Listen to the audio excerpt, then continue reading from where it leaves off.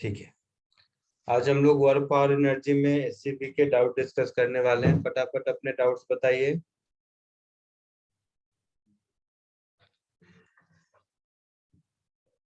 बोलते चलो, नंबर बताते चलो, कौन कौन से हैं। 11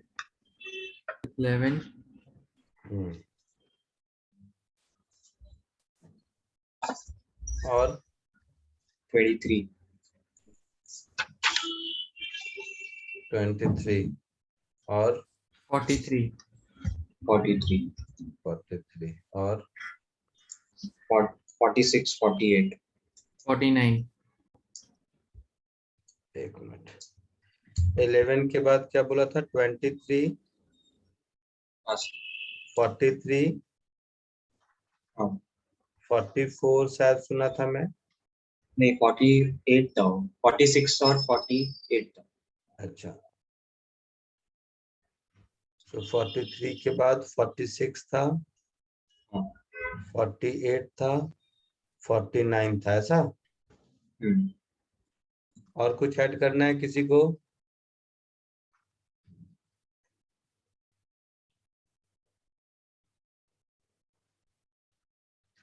बोलो, और कुछ ऐड करना है किसी को इसमें? नहीं सर।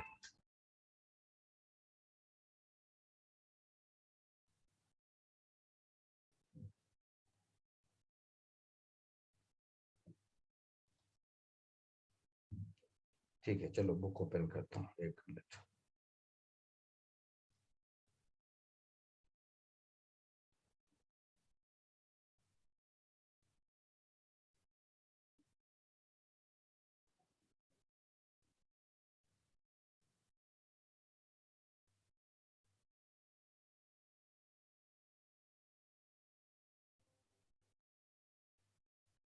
सबसे पहले question number 11।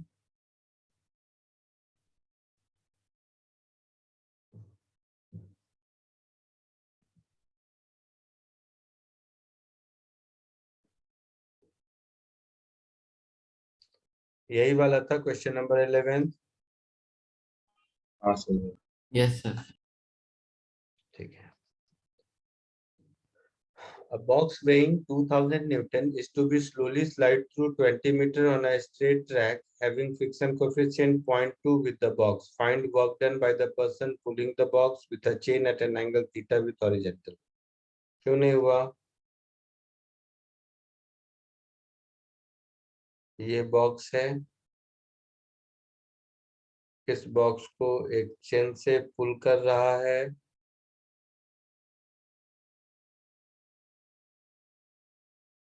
Let's say force F है,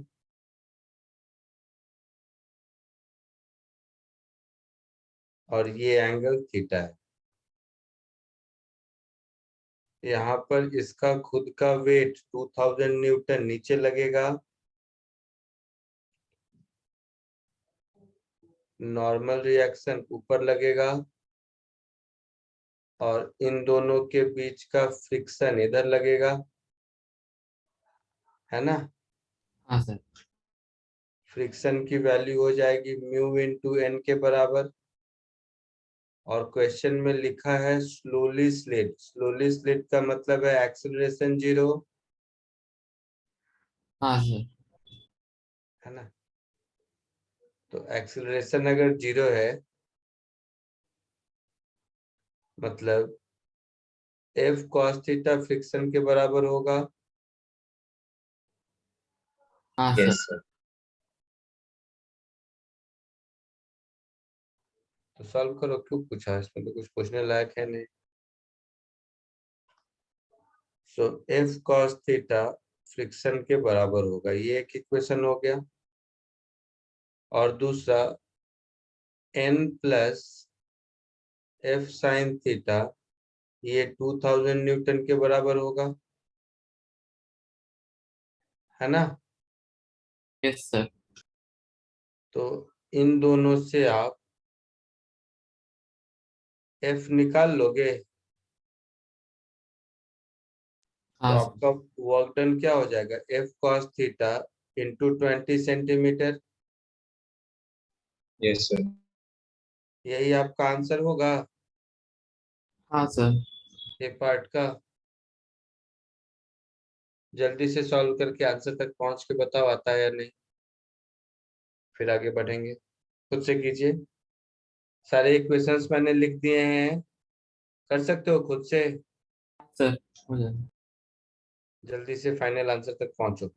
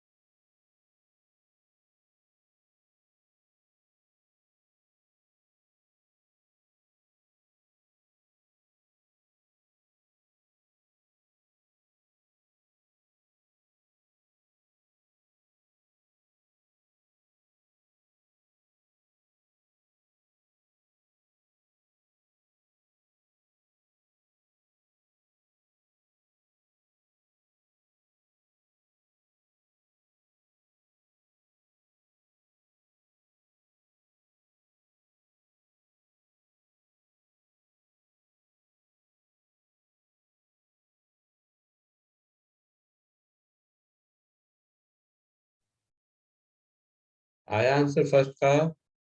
हाँ सर सर आया। आगे पक्का? हाँ sir.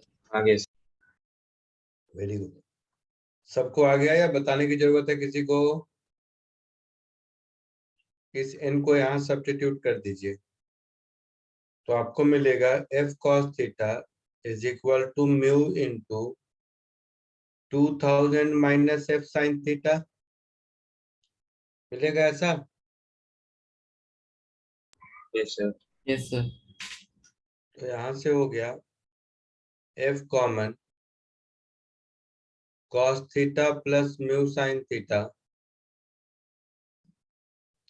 This is equal to 2000 mu. Yes. So f की वैल्यू हो गई 2000 mu upon cos theta plus mu sin theta. ठीक है, सो वर्क डन हो गया f cos थीटा अपॉन 5, ऐसा कुछ है ना? हाँ अरे 20/100 1/5 हाँ होगा ना? सर, हाँ सर वो 20 मीटर है। मीटर है या सेंटीमीटर है क्वेश्चन में? सर मीटर है तो तो 20। मीटर है तो 100 नहीं होगा, फिर ये केवल 20 होगा।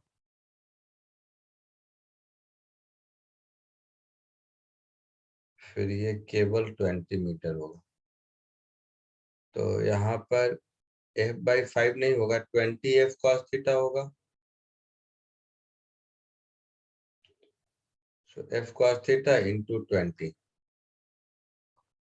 तो 2000 इंटू 20 40,000। म्यू कितना है? 0.2 है शायद, हाँ sir. Upon cos theta plus 0.2 sin theta. So 40,000 into 0.2 कितना हो गया? 8,000। 8000। सो 8,000 अपॉन 0.2 को 1/5 लिख दो, तो 8,000 into 5 upon sine theta plus 5 cos theta. हाँ sir. So finally our answer will be 40,000 upon sin theta plus 5 cos theta। ऐसा कुछ है आंसर दिया हुआ? सर cos थीटा मल्टीप्लाई करना भूल गए तो फिर वो नीचे डिवाइड हो जाएगा। ऊपर में एक cos थीटा होगा। 1 प्लस ठीक tan है, थीटा ऊपर प्लस में एक 5। cos। हाँ, तो cos से अगर डिवाइड कर दोगे तो tan थीटा प्लस 5 हो जाएगा। ठीक है, हाँ सर।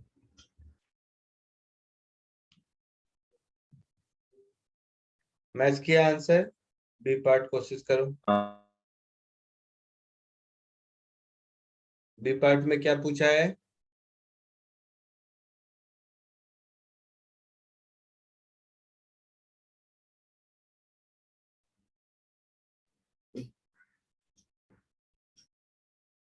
बी पार्ट में क्या पूछा है? कुछ एंगल थीटा जिसके लिए If he has taken an angle theta, chosen a value of theta for which to ensure him maximum magnitude of the force। तो उस केस में वर्क डन चाहिए मुझे। हाँ सर। आया किसी को?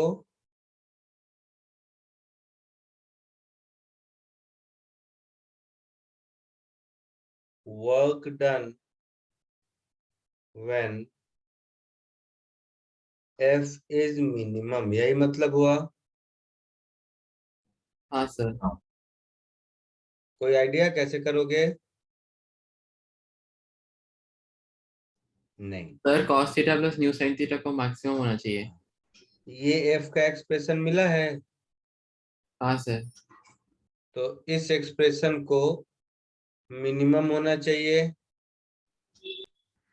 तो cos theta plus new sin theta का वैल्यू मैक्सिमम होना तो चाहिए। ये एक्सप्रेशन क्या था? 2000 mu upon cos theta plus mu sin theta. हाँ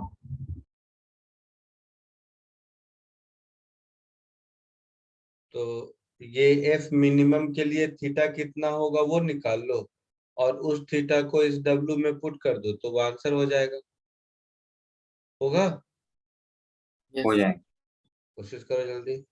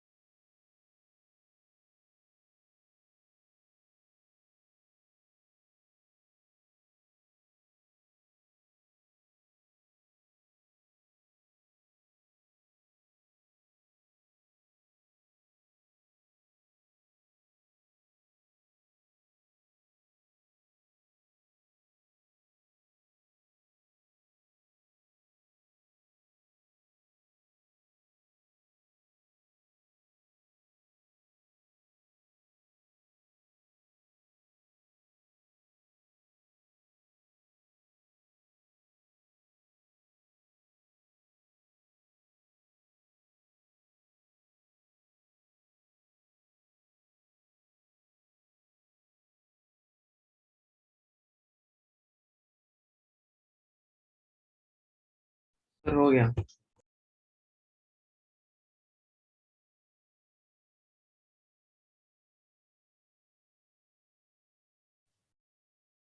बोलो क्या आया?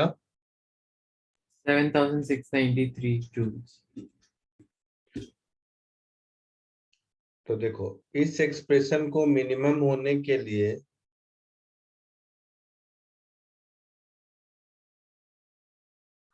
जो डिनोमिनेटर है which is cos theta plus mu sine theta, उसको मैक्सिमम होना चाहिए होगा। हाँ सर। मतलब dz बाई डी थीटा 0 होना चाहिए होगा। Yes sir. मतलब minus sine theta plus mu cos theta 0 होना चाहिए। हाँ सर। मतलब tan थीटा की वैल्यू म्यू के बराबर होना चाहिए। हाँ सर, तो उसमें तो सब्स्टिट्यूट कर देंगे। ऊपर जो वर्क डन है उसमें सब्स्टिट्यूट कर दीजिए। सो रिक्वायर्ड वर्क डन हमारा हो जाएगा 40,000 अपॉन 5 प्लस म्यू, है ना? म्यू 0.2 है शायद। हाँ सर। सो 40,000 अपॉन 5.2 जूल, ये जो भी होगा आंसर होगा। देखो तो बुक से मैच करता है। Yes sir. So question number 11 सबको समझ आया होगा ऐसा मुझे लगता है। हाँ सर। कोई डाउट किसी को तो बताओ। No doubt sir. आगे बढ़े। Yes sir. Next is 23rd।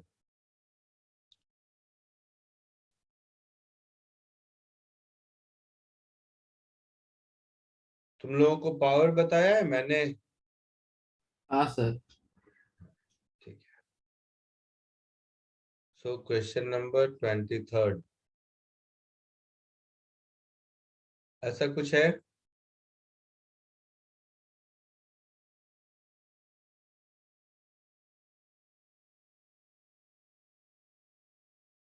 दिख रहा है सबको? हाँ सर। सो फ्लोरेंस ओलंपिक में जो 100 मीटर का विनर है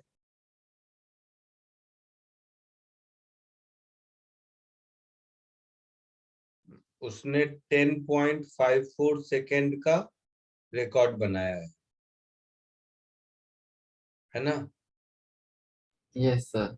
Mass is 50 kg.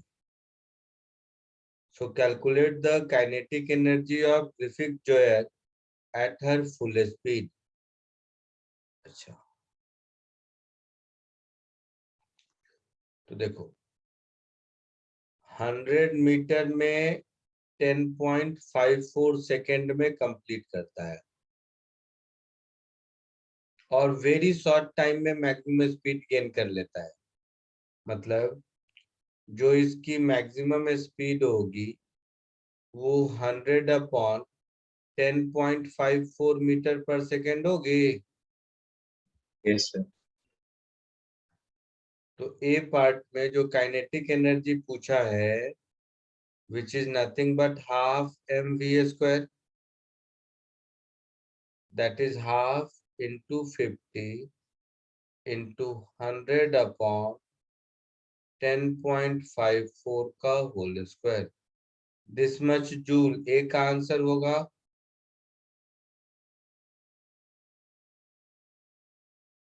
आई बात समझ में? Yes sir. ये देखो मल्टीप्लाई करके जो आता है वो होगा। तो पहले ए पार्ट करो फिर आगे बढ़ते हैं। ए का आंसर मैच कराओ पहले।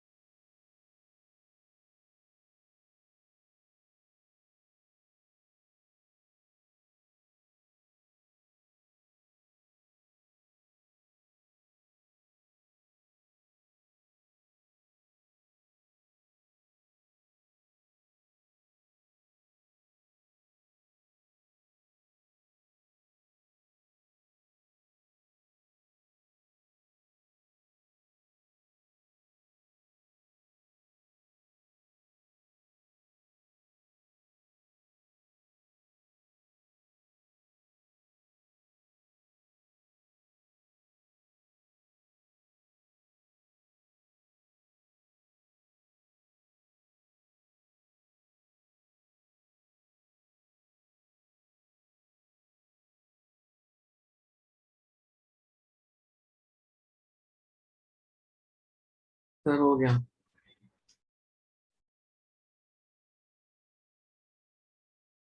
आंसर मैच किया? हाँ सर मैच किया। कितना आया? 2250।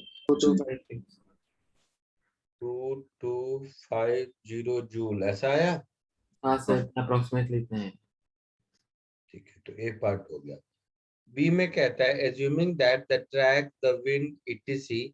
offered the average resistance of 1/10 of her weight. Calculate the work done by resistance during turn. Sir ये इजी है, ये हो जाए, ये हो जाएगा सर। सर ये हो जाए। So ये जो भी आदमी दौड़ रहा है, इसको विंड का रेजिस्टेंस इधर मिल रहा होगा और डिस्प्लेसमेंट 100 मीटर का इधर हो रहा है ना। सो वर्क डन क्या हो जाएगा, माइनस रेजिस्टेंस फोर्स इनटू 100, और रेजिस्टेंस फोर्स 1/10 ऑफ वेट है, सो 1/10 mg इंटू 100 ऐसा होगा। हाँ सर। सो -10 mg के बराबर मास कितना दिया है, 50 किलोग्राम। 50, दैट इज -5000 जूल, ऐसा कुछ आंसर होगा। हाँ सर, वो 9.8 लिया है तो 4900 चलेगा। ये तो नहीं है। थर्ड में पावर पूछा है, सर ये भी हो जाएगा। क्या होगा power, work done by time taken. Force into velocity, as simple as this. तो इस रेजिस्टेंस को काउंटर करने के लिए इतना ही फोर्स फॉरवर्ड डायरेक्शन में लगाना पड़ेगा, हाँ सर। है ना। सो mg/10 और स्पीड ऊपर निकाला है शायद कहीं तो 9.5। 100/10.54, है ना। सो m that is 50, g that is 10 into 100 upon 10.54, यही होगा।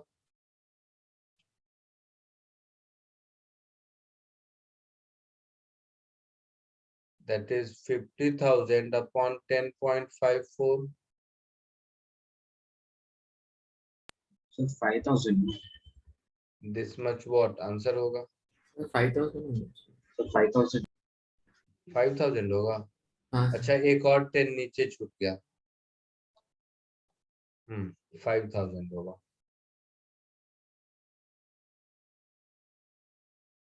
आया समझ में। हाँ किसी को डाउट है 23rd में किसी तरह का, नहीं सर। आगे बढ़े। हाँ सर। नेक्स्ट 43,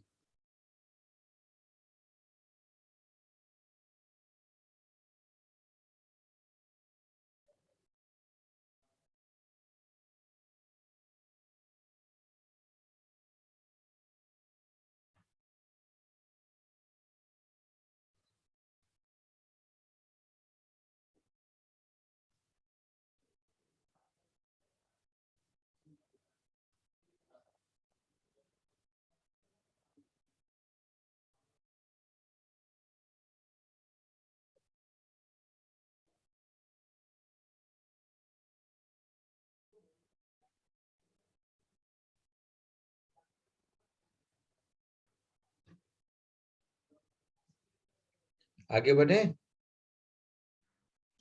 हाँ sir. Next question number 43,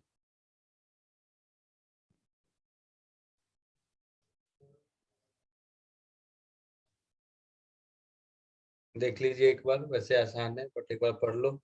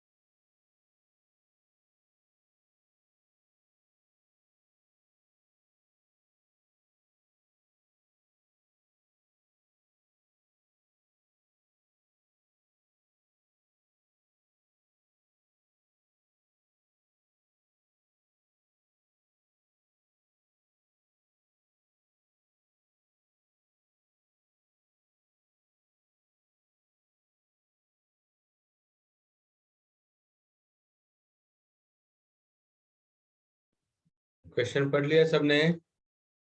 yes sir.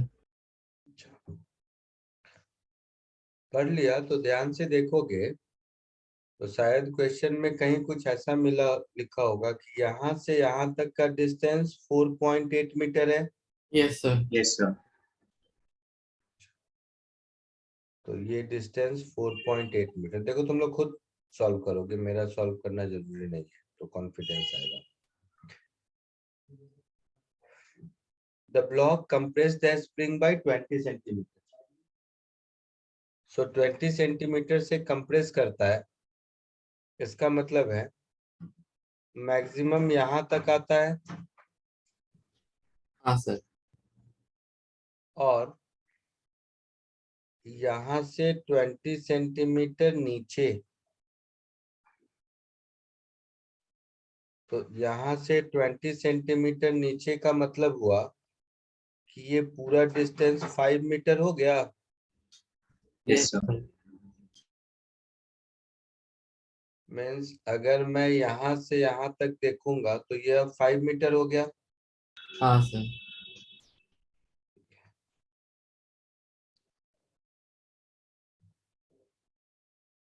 Stopped momentarily, then rebound through a distance 1 meter up the incline।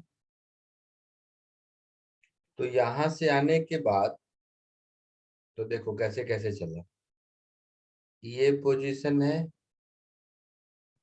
यहाँ ए से चला, ए से कहाँ पहुंचा, बी पर पहुंचा, बी पर रुका और यहाँ से 1 मीटर आगे,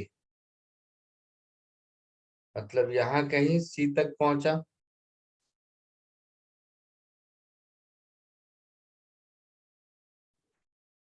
यहाँ कहीं सी तक पहुंचा हाँ और बी और सी के बीच का डिस्टेंस हो गया 1 मीटर। यही कहानी है। Yes sir. Find the friction coefficient between plane block whatever, जो स्प्रिंग कांस्टेंट ये सब चाहिए। तो देखो ए और बी के बीच अगर एनर्जी कंजर्वेशन लगाओगे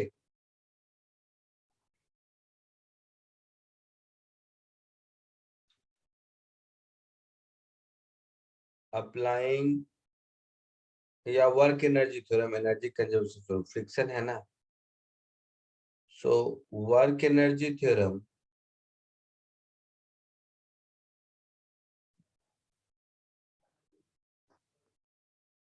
बिटवीन ए एंड बी, है ना।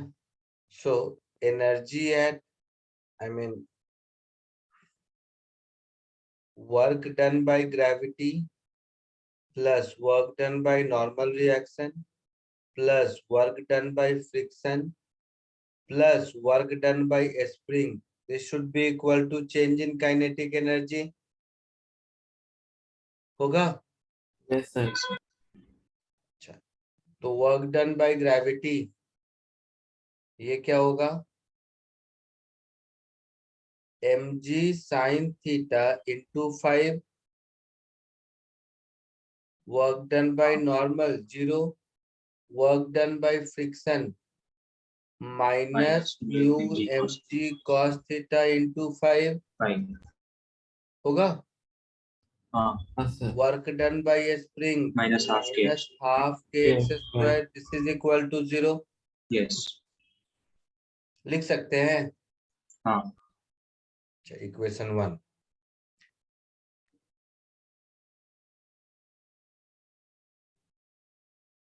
तो के पता है हम लोगों को?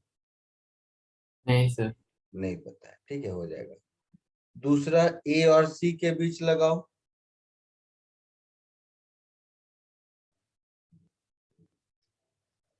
अप्लाइंग वर्क एनर्जी थ्योरम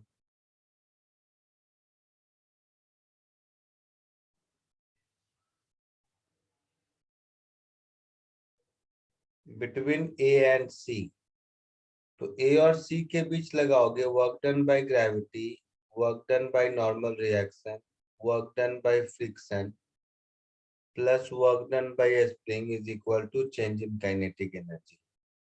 तो work done by gravity plus mg sin theta into 4 है ना।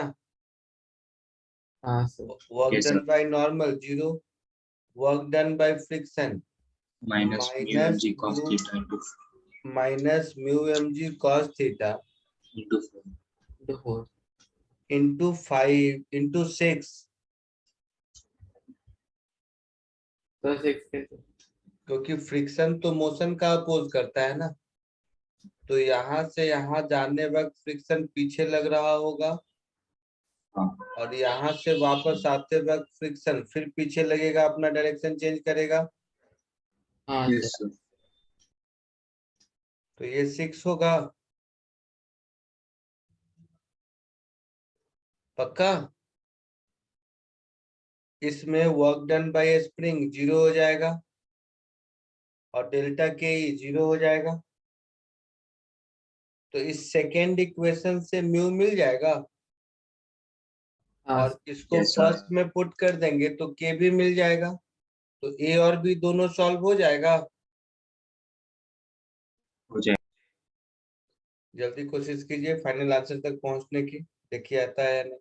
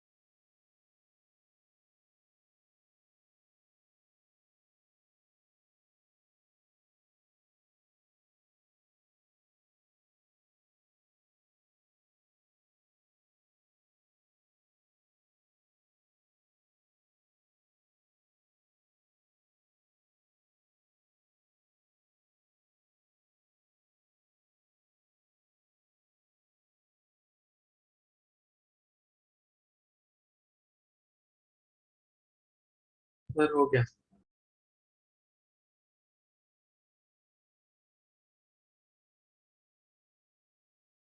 हो गया सर.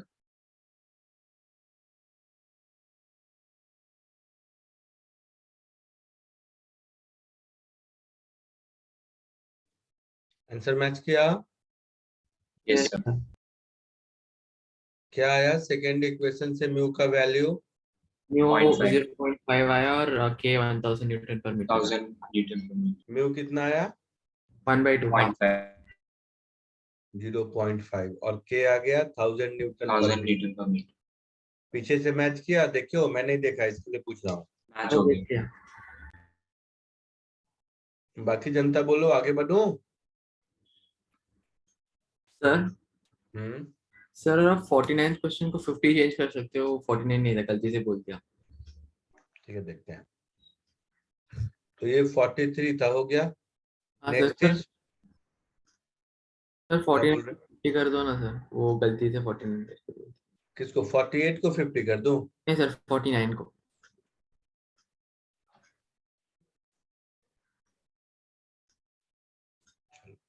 Next is 46।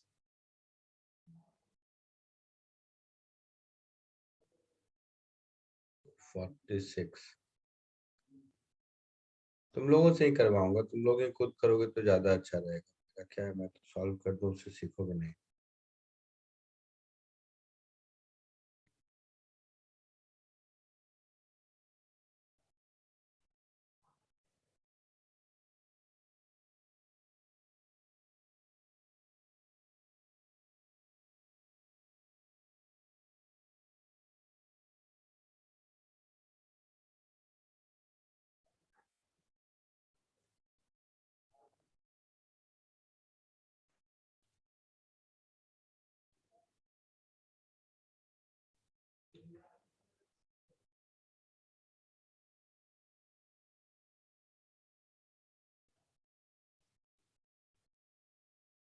यही वाला था 46।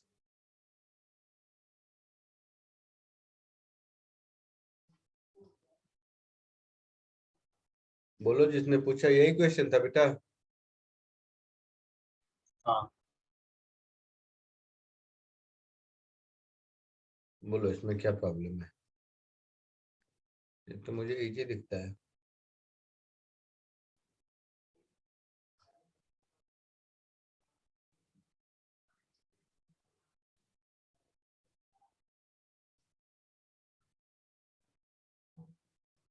A block of mass m is attached to two unstretched spring constant K1, K2. The block is displaced toward right through a distance x and released.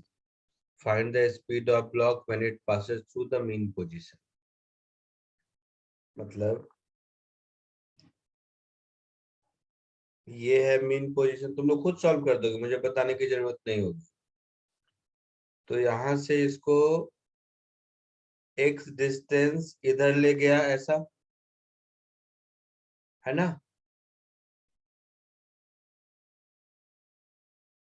यही कहानी है। तो यहां से रिलीज किया तो u 0 होगा। तो ये जब यहाँ पहुंचेगा उस समय इसके पास v कुछ होगा, वही v पूछा है मेरे से, हाँ या ना?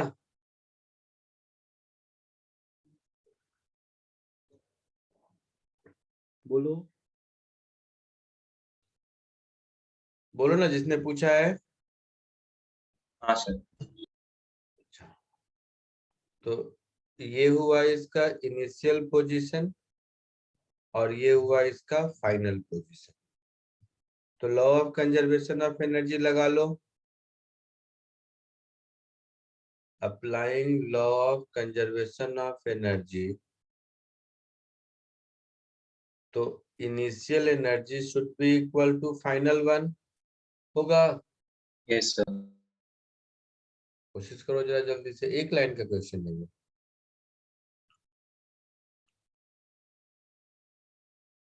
खुद से करो, मैं नहीं बताऊंगा।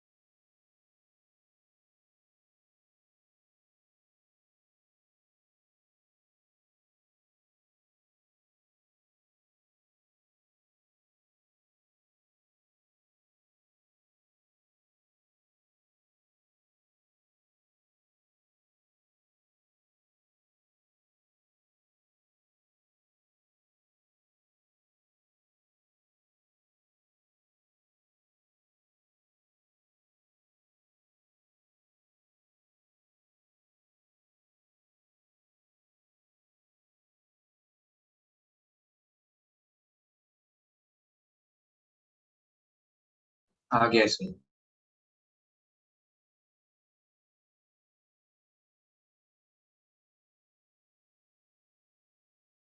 सर हो गया।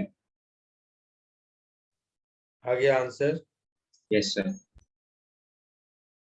हो गया सबका? हाँ सर। सबको आ गया या बताने की जरूरत है? नहीं सर। सर नहीं सर, हो गया है। फिर भी बता देता हूँ। इनिशियली क्या होगा, दोनों स्प्रिंग के पास अपनी अपनी पोटेंशियल एनर्जी होगी। हाँ सर। तो half k1x² plus half k2x²। Finally दोनों की अपनी अपनी इलास्टिक पोटेंशियल एनर्जी 0 है। जो भी है वो इस ब्लॉक के पास काइनेटिक एनर्जी है, एज सिंपल एज दिस, है ना। So half k1 plus k2 into x² is equal to half mv²। तो v की वैल्यू हो गई x under root k1 plus k2 by m।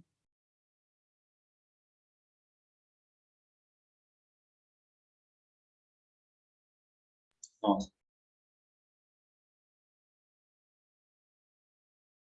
कोई डाउट किसी को?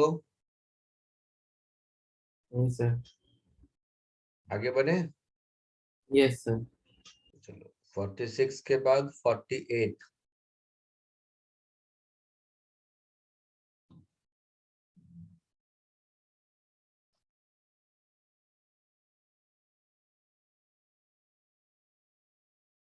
इससे इजी तो कुछ है ही नहीं।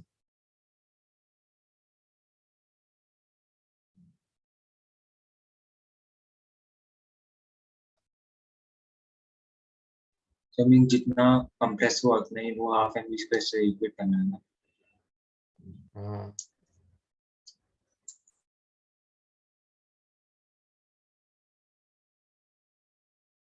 a small block mass 100 gram is pressed against the horizontal spring at one end to compress the spring through 5 centimeter.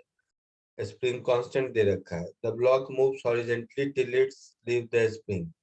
Where will the block hit the ground? 2 meter below the spring. So ये height 2 metre है। इस moment पर मान लेते हैं इसकी velocity है u, जिस समय ये स्प्रिंग से साथ छोड़ा। तो ऐसा लिख सकते हैं 2 is equal to half g_t²। तो टोटल टाइम जो लगेगा वो √4/g होगा। तो इस पूरे टाइम में जो x में डिस्प्लेसमेंट होगा वही हमसे पूछा है। Yes sir. तो x क्या हो जाएगा, u into T, that is u into √4/g। u मिल जाए तो हमारा काम चलेगा। हाँ सर, अच्छा, हो गया ये। तो हो गया u सर। से पहले इस स्प्रिंग को कंप्रेस किया था कितना, 5 सेंटीमीटर, है ना। तो ये इनिशियल और ये फाइनल के बीच अगर एनर्जी कंजर्व करोगे तो हम ऐसा लिख सकते हैं हाफ के इंटू 5 सेंटीमीटर का square is equal to half m into u²। ऐसा लिख सकते हैं। के दिया हुआ है 100, सो 100 इंटू 25 अपॉन 100²। मास कितना है, 100 ग्राम है शायद,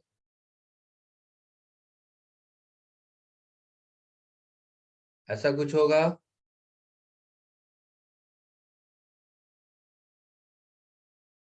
सो 0.25 इज इक्वल टू 0.10 u², ऐसा कुछ। सो u² इज 25 अपॉन 10। होगा।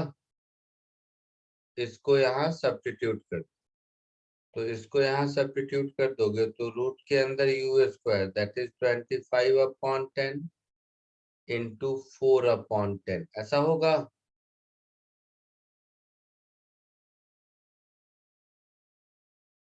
बोलो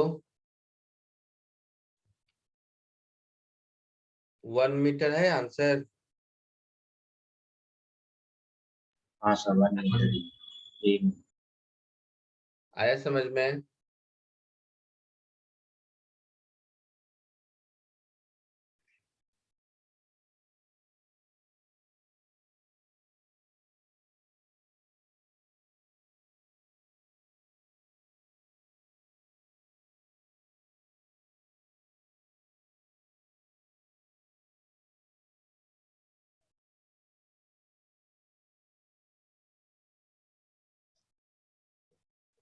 आगे बढ़े।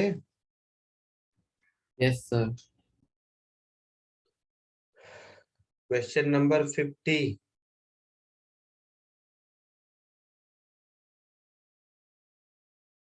एक अच्छा क्वेश्चन है इस बुक का। एक मिनट रुक जाओ।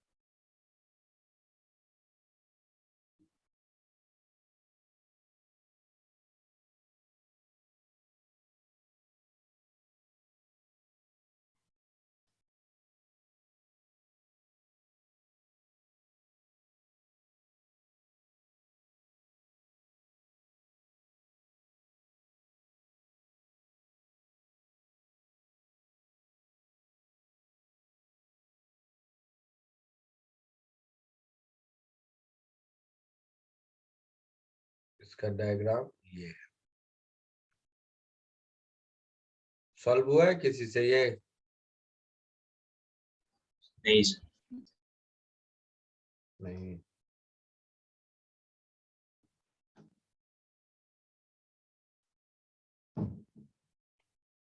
ठीक है चलो, तुम लोग खुद सॉल्व करोगे, मैं नहीं करने वाला। मैं आपको एक चीज दिखाता हूँ। थोड़ी देर के बाद क्या होगा, ये कहीं यहाँ आ जाएगा स्प्रिंग, हाँ सर। तो इस स्प्रिंग का फोर्स इधर लगेगा, yes sir. Tension in the string इधर लगेगा, mg इधर लगेगा। ये एंगल अगर थीटा है तो ये एंगल भी थीटा होगा। तो ये जो स्प्रिंग फोर्स है इसका cos थीटा कंपोनेंट जब mg के बराबर हो जाएगा तो ये उठ जाएगा,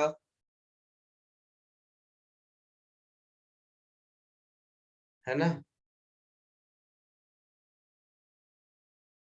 ये बात समझ आए? Yes sir. तो ये अगर h नीचे गया है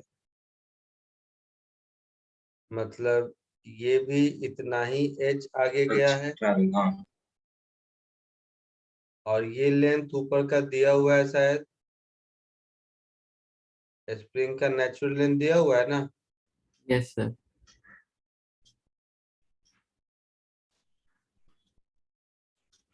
40 सेंटीमीटर। 40 सेंटीमीटर। तो ये दिया हुआ है आपको 40 सेंटीमीटर।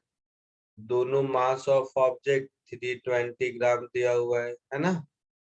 यस स्प्रिंग कांस्टेंट के 40 न्यूटन पर मीटर दिया हुआ है। तो इस मोमेंट पर वेलोसिटी पूछा है। तो जिस समय ये ब्रेक होगा उस समय इसकी वेलोसिटी v जितनी नीचे होगी, इसकी वेलोसिटी v उतनी ही आगे होगी। हाँ सो ये F cos थीटा का वैल्यू, F मतलब स्प्रिंग फोर्स, ये mg के बराबर होगा उस समय। यस अच्छा,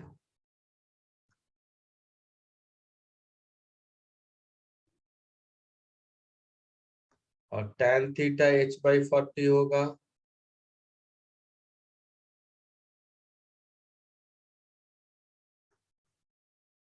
होगा। यस ये sir. Free body diagram draw करो और h निकालने की कोशिश, v निकालने की कोशिश करो। कोशिश करो, अच्छा क्वेश्चन नहीं होगा तो मैं कर दूंगा, मैं यही हूँ, पर तुम लोग कोशिश करो खुद से। खुद से सॉल्व होने पर एक अलग खुशी होती है।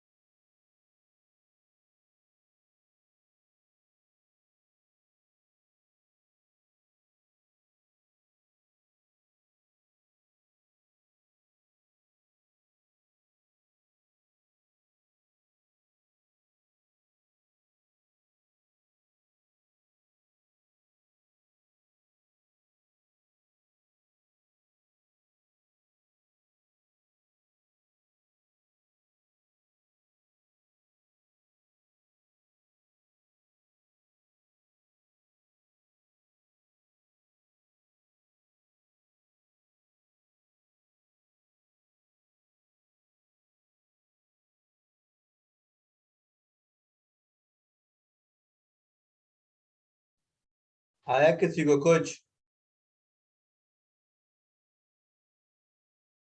बोलो।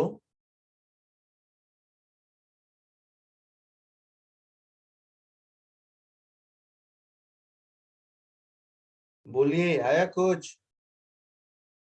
नहीं सर। अरे चलो मैं सॉल्व करता हूँ। 320 ग्राम 40 सेंटीमीटर 40 न्यूटन पर मीटर, ऐसा कुछ। तो देखो यहां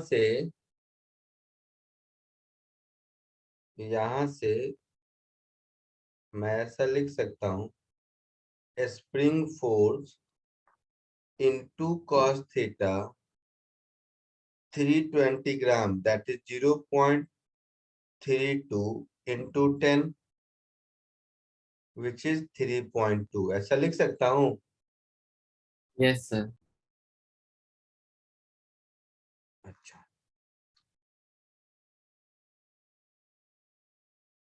सो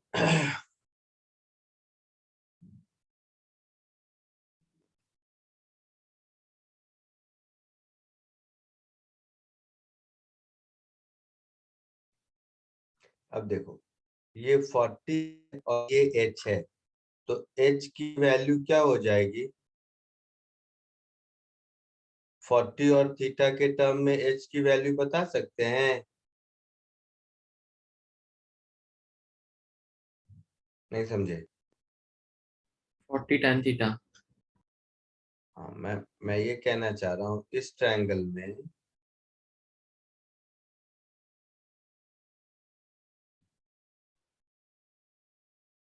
ये एंगल थीटा है, ये 40 है, तो ये कितना हो जाएगा? 40 tan थीटा। 40 tan theta. और ये कितना हो जाएगा? 40 sec थीटा होगा। हाँ। ठीक है यहाँ तक?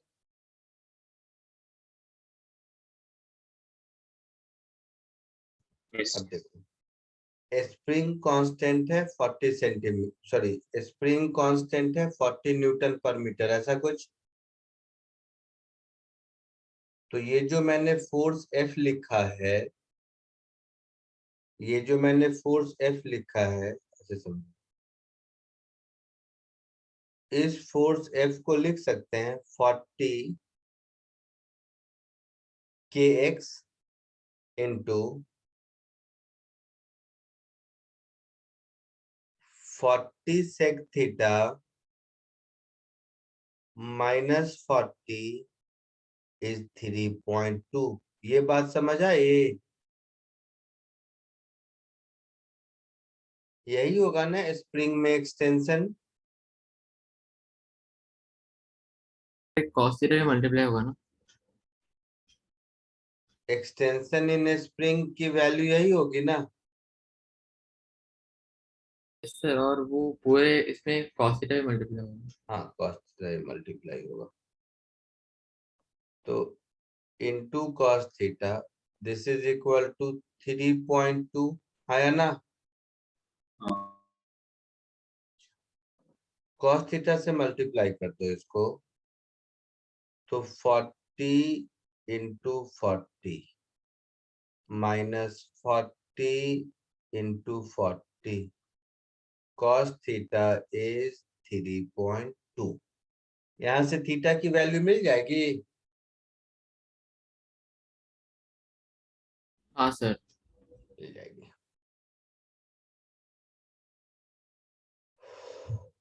बट ध्यान रहे ये सेंटीमीटर है, 40 सेंटीमीटर है ना, और ये जो के है ये 40 पर मीटर है, तो पर सेंटीमीटर करेंगे तो डिवाइडेड बाय 100 यहाँ होगा। Yes sir.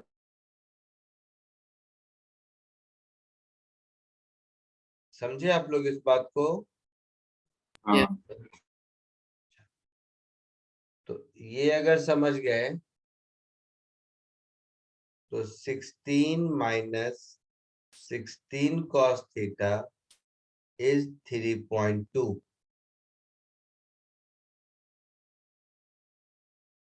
So 1 minus cos theta is 0.2. 16 to the 32. So cos theta is 0.8. 0.8 मतलब 4/5, मतलब theta is equal to 37 degree मिल गया। Yes sir. अब लगता है कर पाओगे या नहीं? देखो मेरा क्या है, मैं सॉल्व कर दूंगा, मैं हर स्टेप पे रुक इसलिए जाता हूँ क्योंकि आपका कॉन्फिडेंस बढ़ाना मेरा पर्पस है। अब जब थीटा 37 डिग्री मिल गया तो अब आप कर सकते हो। हाँ हाँ सर। खुद से कोशिश कीजिए।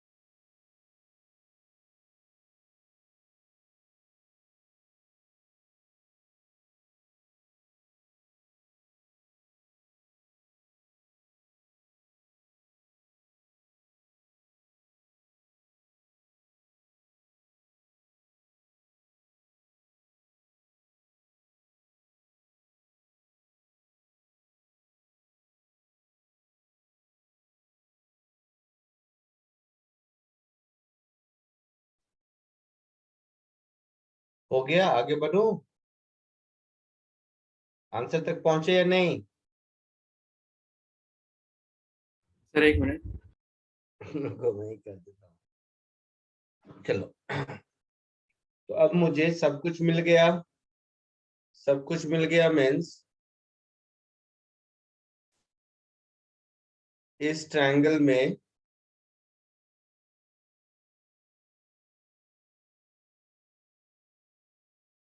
ये 40, ये 30 और ये 50 मिल गया। मतलब स्प्रिंग में एक्सटेंशन 10 सेंटीमीटर का होगा और ये जो एच है वो 30 सेंटीमीटर यस है ना? मतलब ये वाला ब्लॉक 30 सेंटीमीटर नीचे गया। अब law of conservation of energy लगा लो।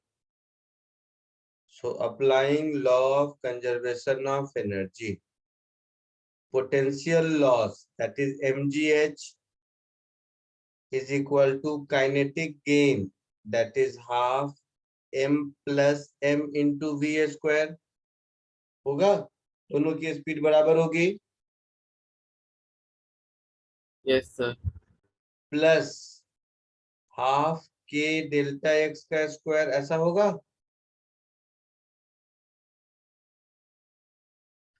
बोलो। हाँ। So it is 2gh, m को हटा दिया मैंने, या लिख ही देता हूं नहीं तो।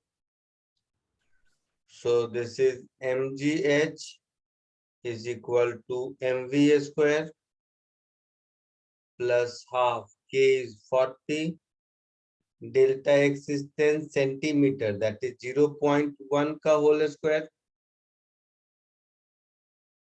m into g into h, mass 0.32, g 10 और h 0.3, mass 0.32 into v square plus 20 into 1/100, that is 0.2, ऐसा कुछ होगा।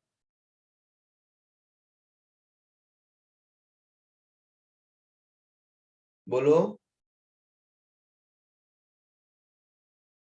Yes sir.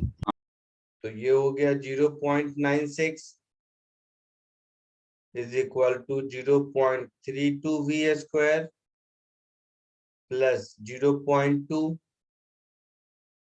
so 0.32 v square is equal to 0.76 शायद। So v is under root 76 upon 32।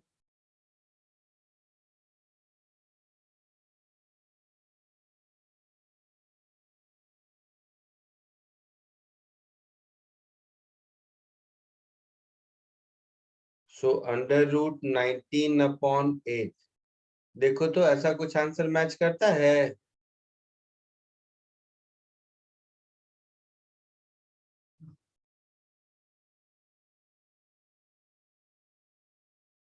हाँ सर वही है। Copy कर लो और देखो ऐसा कुछ आंसर मैच किया। समझ आया सबको कि नहीं?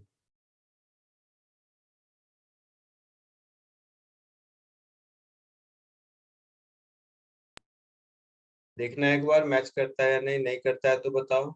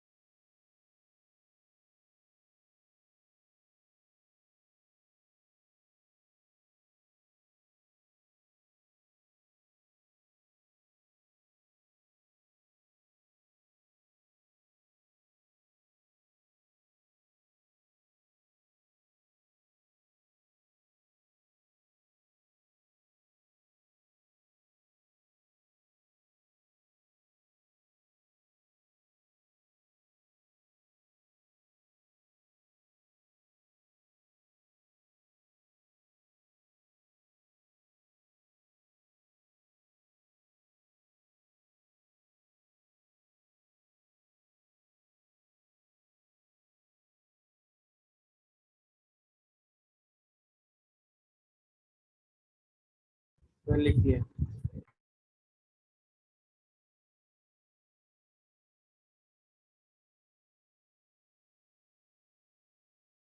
हो गया, आगे बढ़े? Yes sir.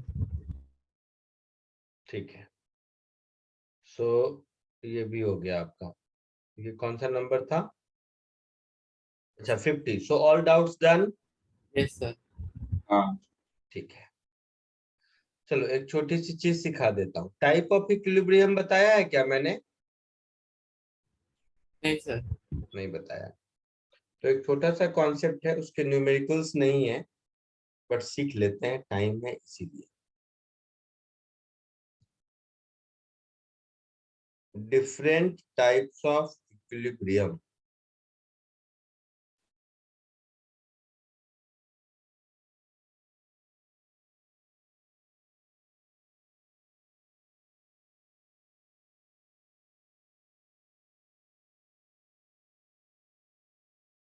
ठीक है, तो जब हम टाइप्स ऑफ इक्विलिब्रियम कहते हैं तो लॉज ऑफ मोशन में जो हमने इक्विलिब्रियम पढ़ा है उसके हिसाब से कि सिस्टम पर नेट फोर्स 0 है तो वो सिस्टम इक्विलिब्रियम में है, यही पढ़ा है हमने। हाँ सर। उसमें कोई दिक्कत नहीं है, वो सही पढ़ा है। बट अगर हम ऐसे सोचे कि इक्विलिब्रियम, एक्चुअल में इक्विलिब्रियम सस्टेनेबल तब होगा जब इक्विलिब्रियम को डिस्टर्ब करने की कोशिश भी करो फिर भी इक्विलिब्रियम डिस्टर्ब नहीं होता है। ठीक है, जैसे कुछ एग्जांपल समझो। सपोज ये मेरा पोटेंशियल एनर्जी कर्व है, डायग्राम।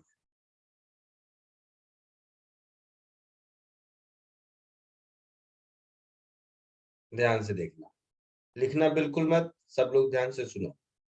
सपोज मैंने एक पॉइंट पी लिया,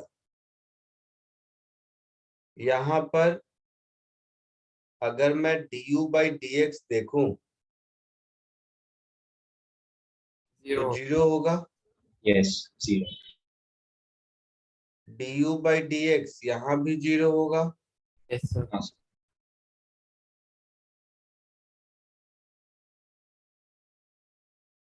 और du बाई dx यहाँ पर भी 0 होगा। हाँ सो इस डायग्राम में p q s r भी ऐसा है। r ये सब वैसे पॉइंट हैं जहां पर du बाई dx 0 है। हम लोगों ने देखा था कि force F is minus du by dx, ये तो मालूम है हम लोगों को। Yes sir. है ना? सो अगर F 0 है इसका मतलब है du by dx is 0, that is object will be in equilibrium.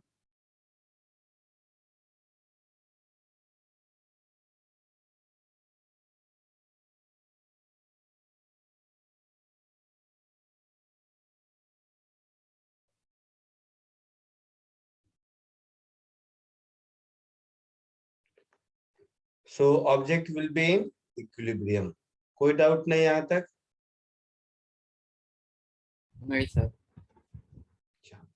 But अगर हम ध्यान से देखें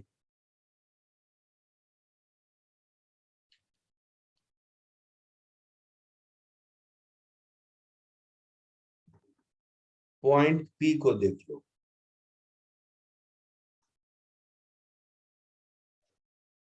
पॉइंट P पर अगर कोई ऑब्जेक्ट इक्विलिब्रियम में है और हम इसको डिस्टर्ब करते हैं, मतलब इस ऑब्जेक्ट को उठाकर यहाँ कहीं रख दें या यहाँ कहीं रख दें, तो ये वापस अपने इक्विलिब्रियम पर आने की कोशिश करेगा,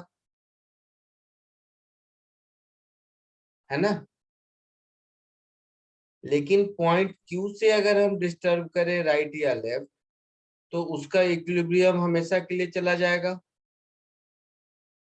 हाँ सर। और अगर पॉइंट एस से ऑब्जेक्ट को डिस्प्लेस करके इधर ले जाएं तो फिर वो नया इक्विलिब्रियम बना लेगा। तो इन तीनों इक्विलिब्रियम में अलग अलग कंडीशन। तो जैसे पॉइंट पी को अगर हम देखें तो पॉइंट पी पर du बाई डी एक्स 0 है, ये पक्का है।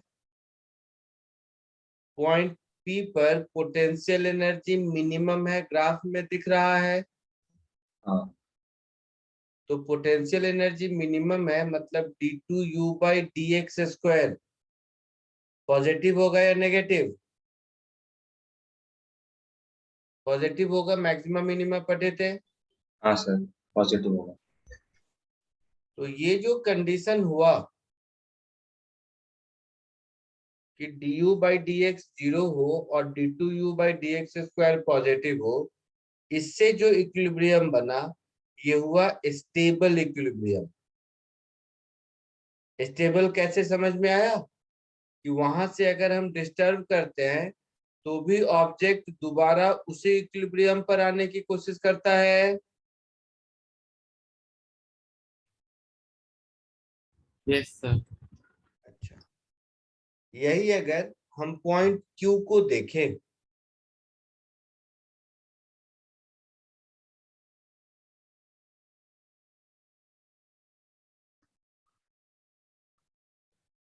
पॉइंट Q को अगर देख लोगे तो पॉइंट Q पर भी du बाई डी एक्स तो 0 है undoubtedly, but potential energy maximum है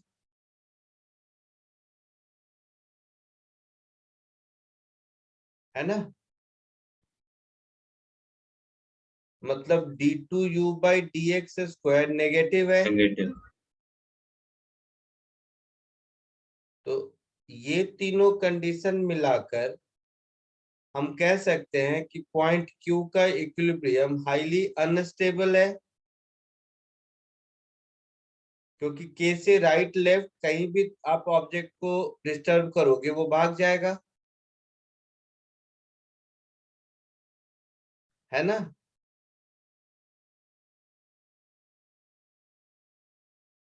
समझ रहे हो? हाँ यस। तो ये अनस्टेबल इक्विलिब्रियम हुआ। वही अगर पॉइंट S को देखोगे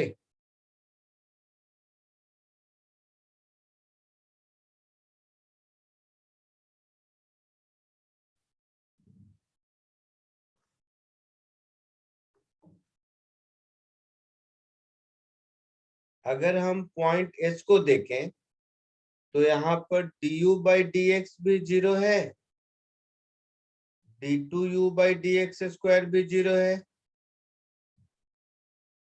दैट इज अपने नियर बाई पॉइंट के रेस्पेक्ट में पोटेंशियल एनर्जी कांस्टेंट है। हाँ इट्स लाइक कि जैसे कोई ऑब्जेक्ट ग्राउंड पे रखा हुआ है तो ग्राउंड पर एक जगह से दूसरी जगह रखोगे तो क्या फर्क पड़ता है? कुछ नहीं। यहाँ रखा हुआ है, उठा के दूसरी जगह रख दो तो वहां भी रखा ही हुआ है ना। तो इसको कहते हैं neutral equilibrium. So energy point of view से देखेंगे तो इक्विलिब्रियम तीन टाइप के होंगे, स्टेबल, अनस्टेबल और न्यूट्रल इक्विलिब्रियम। स्टेबल इक्विलिब्रियम पर पोटेंशियल एनर्जी मिनिमम होता है, अनस्टेबल पर पोटेंशियल एनर्जी मैक्सिमम होता है और न्यूट्रल पर पोटेंशियल एनर्जी कांस्टेंट होता है ना।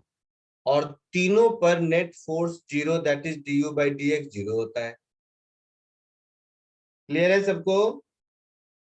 हाँ सर। ठीक है, जल्दी इसको कॉपी कर लीजिए।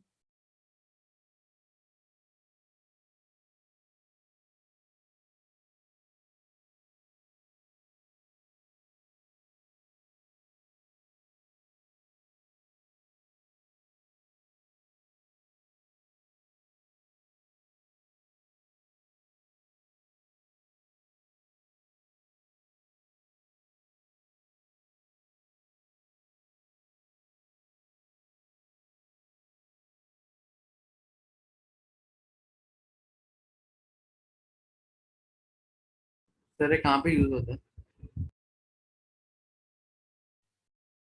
यूज का मतलब क्या है? इक्विलिब्रियम नेट फोर्स 0 करके जो हम कह देते हैं उससे उसके बाद उस इक्विलिब्रियम पोजीशन के आगे ऑब्जेक्ट का मोशन कैसा होगा, ये एनालाइज करने में मदद मिलती है।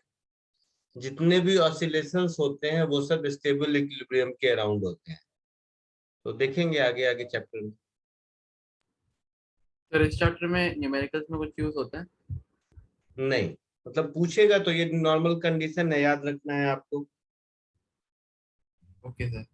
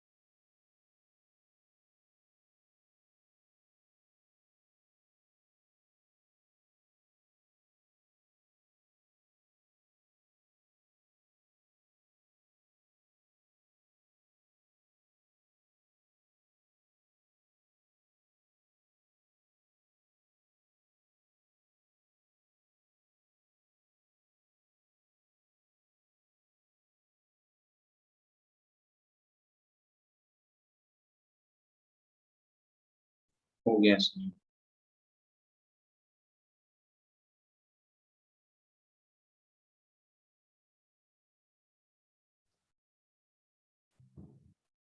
लिख लिया सबने? सर एक मिनट।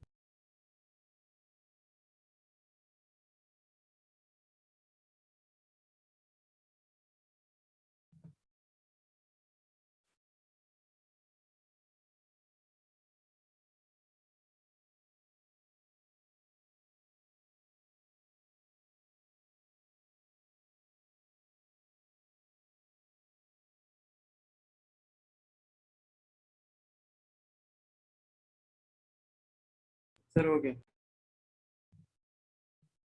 हो गया, ठीक है। जिसका जिसका हो जाए लीव कर सकते हो। अगले लेक्चर में नया चैप्टर करेंगे हम लोग। सर कौन सा? हीट एंड थर्मोडायनामिक्स करेंगे। ओके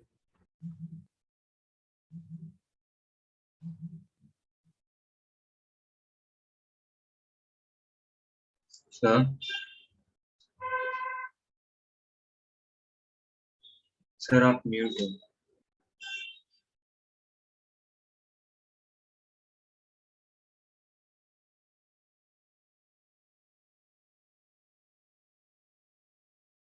हाँ, कोई कुछ बोल रहा था? हाँ सर, बाकी का एचसी भी कर सकते हैं। बाकी केस से भी मतलब? मीन्स आगे के जो समझे। नहीं, आपने वो सर 51। वो सर्कुलर मोशन सर पढ़ा देंगे ना, जब वर्टिकल सर्कुलर मोशन तब कर सकते okay sir, okay. Thank you sir. हो। Thank you sir.